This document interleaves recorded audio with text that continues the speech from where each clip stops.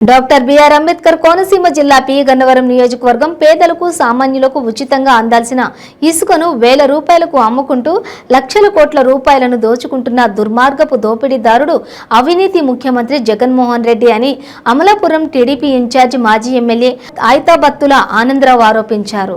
P Gannavaram మండలం చాకలిపాలెం వద్ద పెద్దకొండ ఆకారంలో డంపు చేసిన ఇసుక గుట్ట వద్ద తెలుగుదేశం పార్టీ అధినేత చంద్రబాబు ఆదేశాల మేరకు తెలుగుదేశం పార్టీ నాయకులు ఇసుక దోపిడీపై సత్యాగ్రహ దీక్ష కార్యక్రమం చేపట్టారు.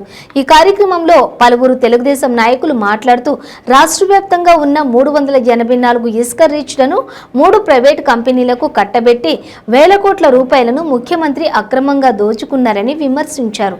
ఇసుక దోపిడీపై తెలుగుదేశం పార్టీ ప్రాణాలను పణంగా పెట్టి నిరంతరం పోరాడుతూ ఉంటుందని తెలుగుదేశం నాయకులు తెలిపారు. అనంతరం స్థానిక పోలీస్ కార్యాలయంలో మరియు తహసీల్దార్ కార్యాలయాలలో ఇసుక దోపిడీపై ఫిర్యాదు చేశారు. జగన్మోహన్ అవినీతి సీఎం అవినీతి జగన్మోహన్ రెడ్డి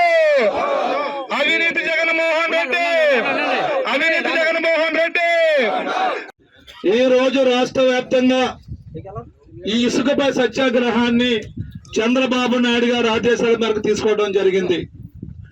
కొన్ని క్వశ్చన్లు మనం తీసుకుంటే చంద్రబాబు నాయుడు గారు 2014-19 ప్రభుత్వంలో ఎప్పుడు ఎక్కడ ఎలాంటి ఇసుక